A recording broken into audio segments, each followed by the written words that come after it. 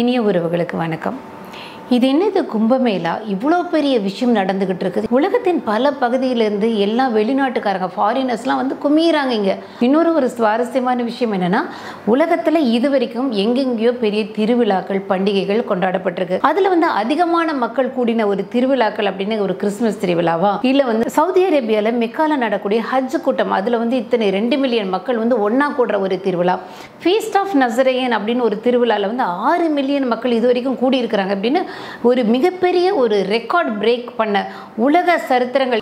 ஆனால் இதுவரைக்கும் மக்கள் அதிகமாக கூடின திருவிழாக்களில் நம்பர் 1 அதிகமான கூடுகை இதுதான் அப்படின்னு சொல்லிட்டு அறிவிக்கப்பட்டிருக்கிறது. 195 நாட்டில் நம்ம இந்தியாவில் தான் உத்தரப்பிரதேசத்தில் வந்து பிரயாகராஜ் அப்படிங்கிற இடத்துல நடத்தப்படுற மகா கும்பமேளா. இதுக்கு தான் இதுவரைக்கும் உலகத்தில் நடந்த திருவிழாலே அதிக மக்கள் வந்து கூடின முதல் திருவிழான்னு சொல்லிட்டு அறிவிச்சிருக்கிறாங்க. யுனெஸ்கோ நிறுவனம் வந்து இதை வந்து வெளியிட்டிருக்கிறாங்க. அத்தனை கோடி மக்கள், இது வரைக்கும் 10 கோடி மக்கள் வந்து அங்கே பதிவாகி இருக்கிறாங்க ஒரே இடத்துல வந்து குமிஞ்சு. இதுக்கு வந்து அந்த உத்தரப்பிரதேச நகரத்தில் வந்து திணறி போய் இவ்வளோ பெரிய கூட்டம் வரும் அப்படிங்கிறத முதல்லயே அவர்களுக்கு தெரிஞ்சு, ஏன்னா இது நார்மலான வழக்கமாக நடக்கிற கும்பமேளா கிடையாது. அது என்ன கும்பமேளாங்கிறது நான் சொல்கிறேன். இதற்காக 50,000 போலீஸை வந்து நிறுத்தி 10,000 ஏக்கராவை ஒதுக்கி அதில் 5,000 ஏக்கரை எக்ஸ்ட்ரா வந்து தனியாக கார் பார்க்கிங் மட்டுமே ஒதுக்கி இந்த 10,000 ஏக்கராவை செக்டாராக பிரித்து ஒவ்வொரு செக்டாருக்கும் இத்தனை ஹோட்டல், இத்தனை ஃபுட் கோர்ட்ஸு, அதில் விதமான அவர்கள் லோக்கல் உணவுகள், Marwari food, Gujarati food, north Indian food, அவர்களுடைய ஸ்பெஷல் தாலின்னு சொல்லி நிறைய வந்து வித்தியாசமான உணவுகள், ஸ்நாக்ஸு, நிறைய குடிநீர் வழங்கக்கூடிய ஆட்கள், ஹெல்ப்லைன்ஸு, மருத்துவர்கள், மருத்துவமனைகள், எமர்ஜென்சி பெட்ஸு, செவிலியர்கள், 2750 சிசிடிவி கேமரா சர்வேலன்ஸ் வந்து ஆர்டிஃபிஷியல் இன்டெலிஜென்ஸோட உதவியோட அதுவும் நிர்ணயிக்கப்பட்டு, அது போக ஆம்புலன்ஸு, ஃபயர் சர்வீஸ்ன்னு சொல்லி 360 ரயில்கள் உத்தரப்பிரதேசக்கு இயக்குறாங்க. ஏன்னா எல்லா பக்கம் உலகங்களும் வந்து மக்கள் குமிறாங்கன்னு சொல்லிட்டு 14 புதிய பாலங்கள் இதுக்கு முன்னாலே இத்தனை கூட்டம் வரும் அப்படிங்கிறத நினைச்சு கட்டப்பட்டு புதிய நகரமாக, பிரம்மாண்டமாக, ஒரு புனித நகரமாக அந்த பிரயாகராஜ் வந்து இன்னைக்கு வந்து நிர்ணயிச்சிருக்கு. இத்தனை கூட்ட மக்கள் வந்து, ஆனால் என்னன்னா அந்த உத்தரப்பிரதேசத்துடைய முதல்வர் யோகி ஆதித்யநாத் வந்து அதிகமாக கூட்டம் வந்திருக்கு.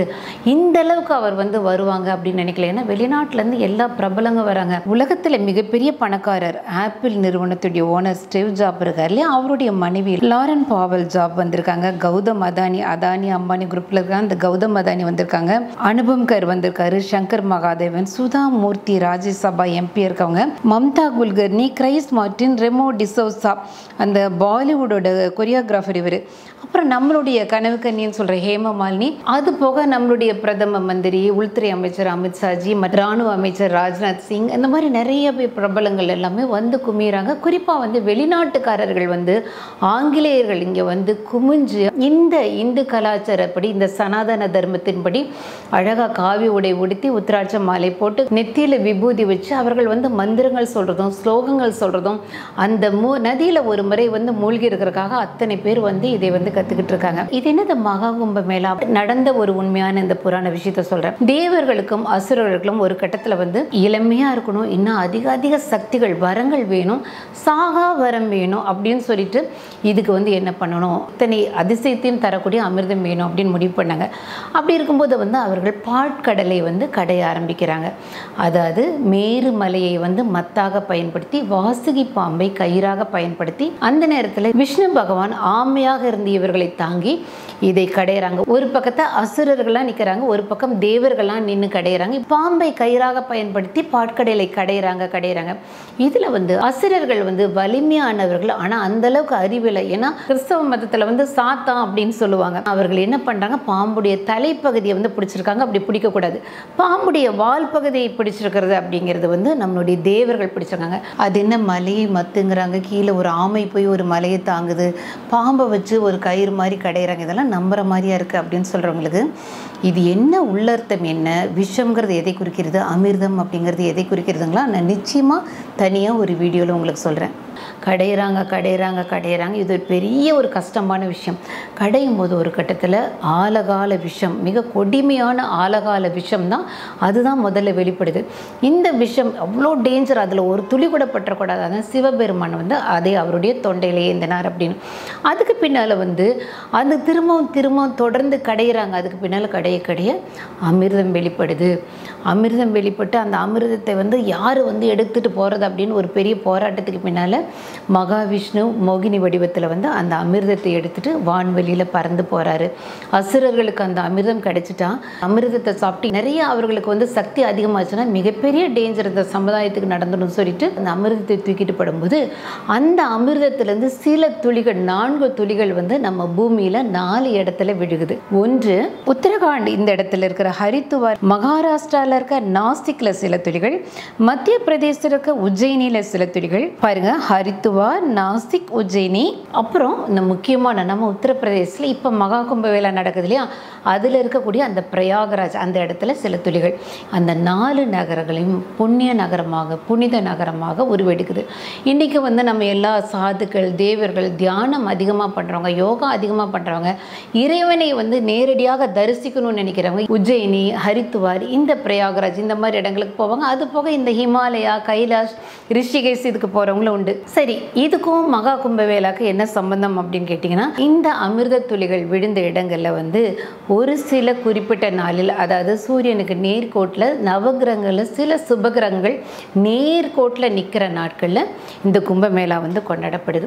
கும்பமேளா வந்து 4 கும்பமேளாவாக பிரித்து நம்ம இந்துக்கள் வந்து கொண்டாடுறாங்க. அது என்னென்னா 6 வருஷத்துக்கு ஒரு முறை நடக்கக்கூடிய கும்பமேளா ஆர்த்த கும்பமேளா அப்படின்னு சொல்கிறாங்க. 12 வருஷத்துக்கு ஒரு முறை நடக்கக்கூடிய கும்பமேளா பூர்ண கும்பமேளா அப்படின்னு சொல்லுவாங்க. அதை பற்றி நீங்கள் நிறைய பேர் கேள்விப்பட்டிருக்காங்க. வருஷா வருஷம் நடக்கக்கூடிய கும்பமேளா மக் கும்பமேளா அப்படின்னு சொல்கிறாங்க. சரி, இது என்ன கும்பமேளா? 12 வருஷத்துக்கு ஒரு முறை நடக்கக்கூடிய பூர்ண கும்பமேளா 12 தடவை நடந்தா 12 × 12 12 தடவை 12 பூர்ண கும்பமேளா நடந்தால் 144 வருஷம் 144 வருஷம் கழித்து வரக்கூடிய ஒரு கும்பமேளா, மிக சக்தி வாய்ந்த கும்பமேளா.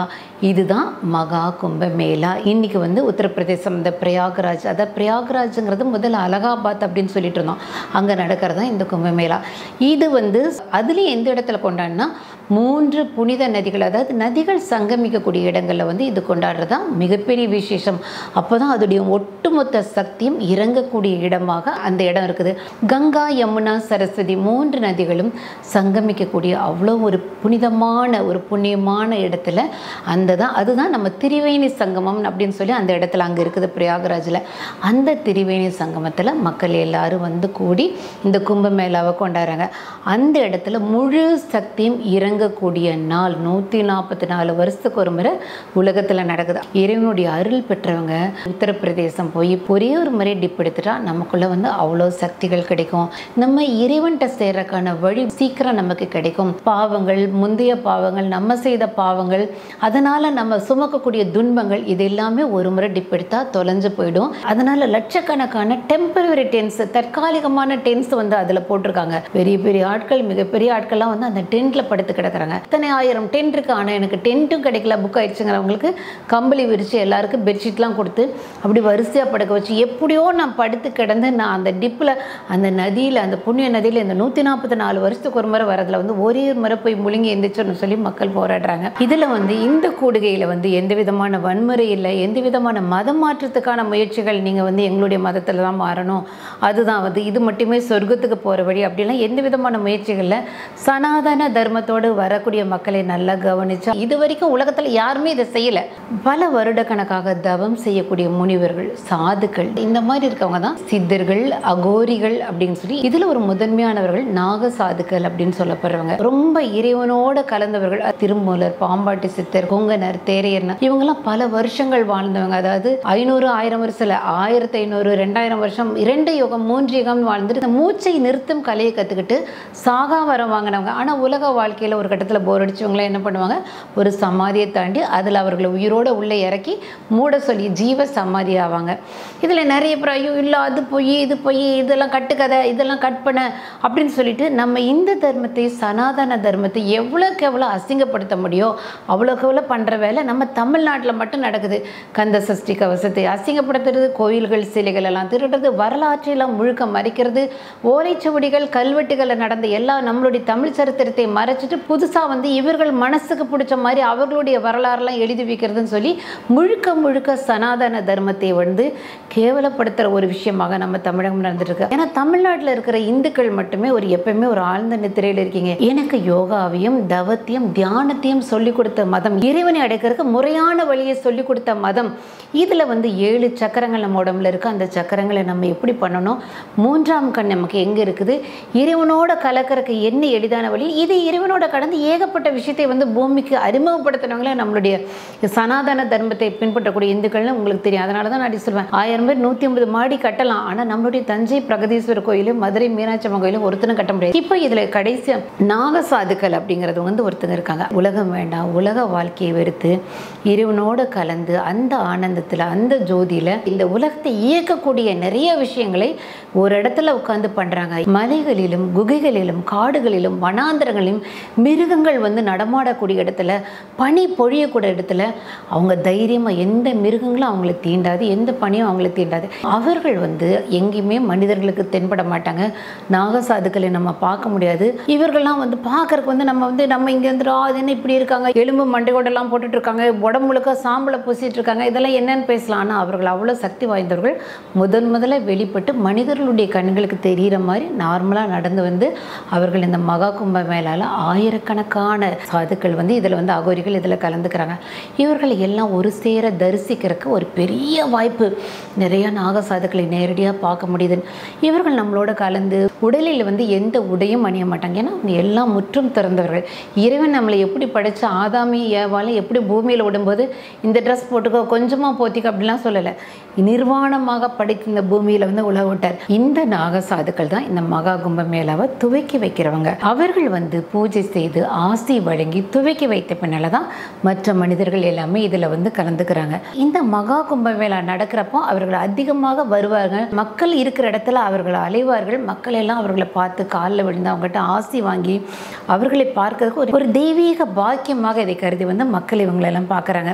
பொதுவாக இந்த அகோரிகள் எல்லாம் பார்க்கும்போது என்னங்க உடம்பு முழுக்க சாம்பலை பூசிட்டு உடம்பு முழுக்க சாம்பலை பூசிங்கிறது பைபிளில் கூட நீங்கள் பார்த்தீங்கன்னா இறைவன் ஒரு பக்கத்தில் கோபப்பட்டார்னு வச்சுக்கோங்களேன், உடனே வந்து அந்த பக்தன் என்ன பண்ணுவான், அவன் இருட்டு உடுத்தி சாம்பலை பூசி கொண்டான். சாம்பலை பூசினோடனே உடனே வந்து கடவுள் வந்து மன்னிச்சுட்டு சரி விடு, நான் உன்னோட நீ பண்ண தப்ப மறந்துனேன். ஆனால் வந்து இந்த லண்டன்லேருந்து நமக்கு வந்து இந்த கிறிஸ்தவ மதத்தை அப்படின்னு சொல்லி உருவாக்கும் போது நிறைய நம்மளுடைய இறைவனுடைய பிள்ளைகளுடைய உண்மையான கலாச்சாரத்தை சனாதன கலாச்சாரத்தை மறைத்து நமக்கெல்லாம் இல்லை ஒரு இங்கிலீஷ்காரனாட்ட இருக்கிறதா இறைவன்ட்டு போகிற வழின்னு கோட்டு சூட்டெல்லாம் போட வச்சு மகா கும்ப மேளா மொத்தம் 44 நாட்கள் நடக்குது. ஒரு நாள் 2 நாள் ஃபங்க்ஷன் கிடையாது. இது மகர சங்கராந்தி அன்னைக்கு தொடங்குது. ஜனவரி 13 அன்னைக்கு பொங்கல் அன்னைக்கு அதை தொடங்கி மகா சிவராத்திரி அன்னைக்கு 44 நாள் முடியுது. யாராவது தமிழ்நாட்டு மக்கள் வந்து நானும் மகா கும்ப மேளால கலந்து நான் அதில் வந்து அந்த புனித நதியில் ஒரு முறை நான் மூழ்கி இந்த இறைவனுடைய அருளை பெறணும்னு நினைக்கிறவங்க பிளான் பண்ணுங்க. எல்லாத்துக்குமே இதுக்கெல்லாம் ஒரு பெரிய ஒரு கடவுள் அருள் வேணும். ஏன்னா நானே ரொம்ப ட்ரை பண்ணி முடியல சில காரணங்களால. நம்மளுடைய பிரதமர் மோடி அவர்கள் வந்து உலகம் முழுக்க இருந்த மக்கள் வந்து என்னுடைய இந்தியாவுக்கு வராங்கன்னு அத்தனை விதத்திலும் வந்து அந்த உத்தரப்பிரதேச மாநில முதல்வர் வந்து யோகி ஆதித்யநாத் அவ்வளோ அருமையாக அதை பண்ணியிருக்கிறாருங்க. ஆனால் இது வரைக்கும் இந்த கும்பமேளாவோட பிரம்மாண்டத்தை பேசவே பேசாத தமிழ்நாட்டு ஊடகங்கள் எல்லா ஊடகங்களையும் ஐயோ கும்பமேளாவில் யோகி ஆதித்யநாத் அழிச்சாட்டியம் பண்ணுறாரு, அக்கிரமம் பண்ணுறாரு, அவர் வந்து பெரிய அரசியல் பண்ணுறாரு. ஊடகங்களும் வழக்கம் போல் இந்து மதத்துக்கு எதிராக வந்து கத்தக்கூடிய ஊடகங்கள் கத்தோகத்தன்னு கத்துறாங்க. இவ்வளோ பெரிய அற்புதமான விஷயம் இந்த 195 நாட்டில் நம்ம நாட்டில் தான் முதல் இவ்வளோ பெரிய கூடுகை வந்திருக்கு. தொடர்ந்து நம்மளுடைய இந்து மதத்தை கேவலப்படுத்தக்கூடியதை பார்த்துக்கிட்டே நம்ம தமிழ்நாட்டு மக்கள் இருந்தால் என்னுடைய இறைவனை விட்டு கொடுக்குறோம், என்னுடைய கலாச்சாரத்தை மரபை விட்டு கொடுக்கக்கூடிய ஒரு நபர்களாக இருப்போம். மகா கும்ப மேளா நம்ம நாட்டின் மிகப்பெரிய ஒரு பெருமையான நிகழ்வு. இதை பற்றி உங்களோட பகிர்ந்துக்கிறதுல எனக்கும் ரொம்ப சந்தோஷம். நன்றி, வணக்கம்.